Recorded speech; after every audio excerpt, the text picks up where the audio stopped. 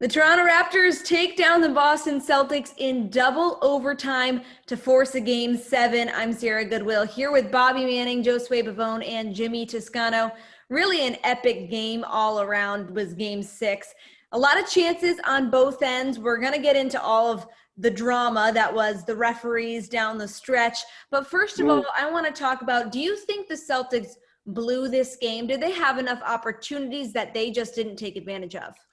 No, they didn't blow it. The Raptors came out and took this game. Kyle Lowry, Norman Powell in particular, rose to the opportunity in double overtime. And that was a critical decision by Nick Nurse, putting him in there over a center. It's what I want to see. They played small from the fourth all the way through those overtimes. And Tice was great. I like the decision to keep Tice in there, even though the Raptors are going small. He makes key buckets inside. But you see down the stretch, they get the switch onto him, and Tice was moving just a little bit too slow, and Powell was able to get shots off over him, Lowry as well. The critical shot was Lowry over Kemba. And the Raptors just made the shots and created the shots down the stretch of this game that you need to win 50 minutes into a game. And seeing Lowry hit that one at minute 53 of his stint was just like, wow, because that's not a super athletic, super in shape guy, but he grinded this one out. Classic performance by the Toronto Raptors. Yeah, I mean, you got to give credit to the Raptors for what they did, especially in those double overtimes. Kyle Lowry, wow. I mean, he really did remind me of how special a player that he is. But you can't forget those epic turnovers from Jason Tatum, which is really not like him to do that down the end of a stretch like that.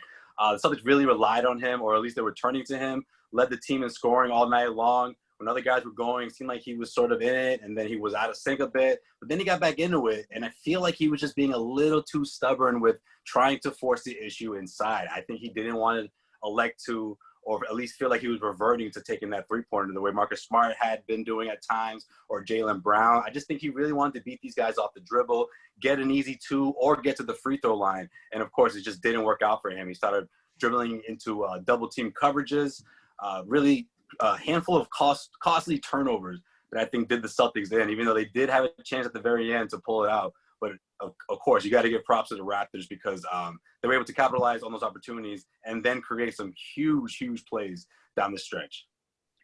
Yeah, I thought game 3 and game 4, the Celtics beat themselves. And I know that didn't sit well with Bobby, especially in game 4.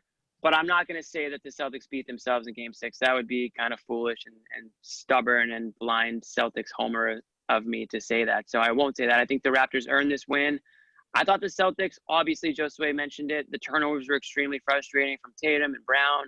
I mean, as good as Brown is, when he has the ball and he's moving with it, I still hold my breath because I feel like he can be a little fumbly with the ball in his hands there. And it's sure enough, it happened again. He got swiped in that overtime, second overtime there, I think it was. But I think the Raptors, and Kyle Lowry especially, he just showed that he's just a bad man.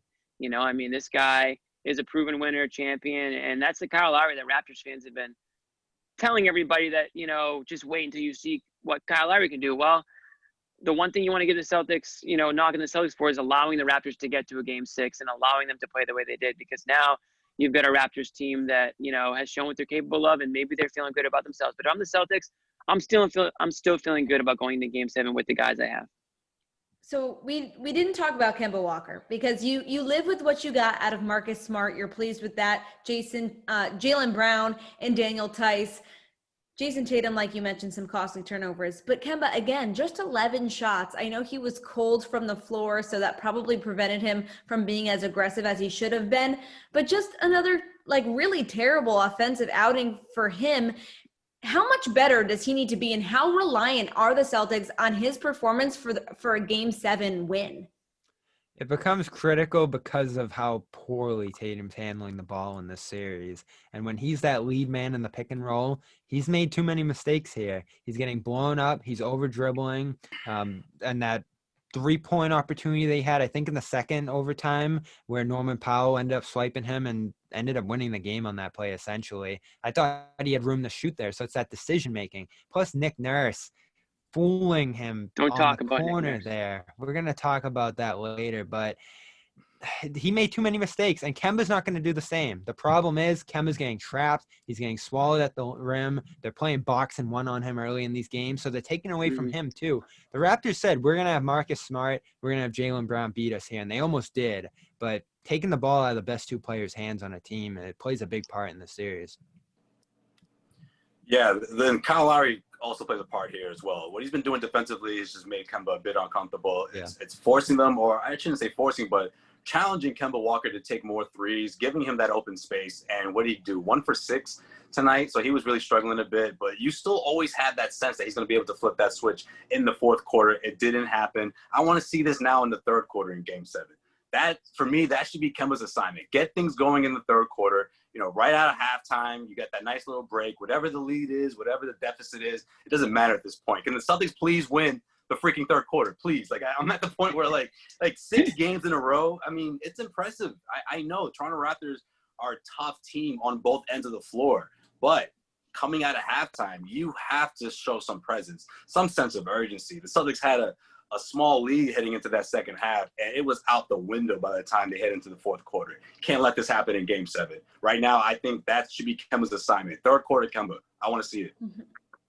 I want to see the heart checks again going into Game 7, but Kemba's got to put it on his own heart, right? Not to say that he doesn't have heart out there, but he can't go 0 for 3 to start the first half of Game 7, and that's what happened in Game 6. 0 for 3. I mean, that's after game 4, was it? We said how much more aggressive he needed to be because he only took, I think it was 9 shots. And yeah, exactly. And to go 0 for 3 to start the second half, to start the first half of Game 6, you're not getting yourself going at all. You're not in any rhythm. You're not in any groove. Everybody else is now looking to get theirs because they're in whatever zone they're in. Jaylen Brown takes 18 shots in the first half, and you take 3? I mean, come on, Jaylen. The defense guides them. I mean, in that fourth quarter, Kemba Walker needs to adjust. Then the Celtics need to get him open or get him more shots because he needs to get going. We talk about how the Raptors go as Kyle Lowry goes. Well, you can make that same argument for Kemba Walker. He needs to be on his game, getting his guys going, but also getting himself going so that we get cardiac Kemba in a late game situation where you need him to hit a big shot. Yeah, I think Kemba needs to force the Raptors to adjust because once he hits a couple of those three-pointers, they're not going to give it to him anymore. And then that's when things get really complicated for the Raptors, as we saw, I should say, in Game 1. But he was also able to drive and get to the rim on pick and rolls and those things in previous games. So I'm not saying he needs to get 12 three-pointers. He needs to get to the line and get comfortable that way. The one shot he needed to make was the one at the end of the fourth quarter. And he took credit for that too. So yeah, well, we'll continue to have all your Boston Celtics coverage leading up to that pivotal and decisive Game 7. Will their season continue, or will it be a disappointing end in the semifinals? We got you covered over on our website at clnsmedia.com, and as always on our YouTube channel at Celtics All Access.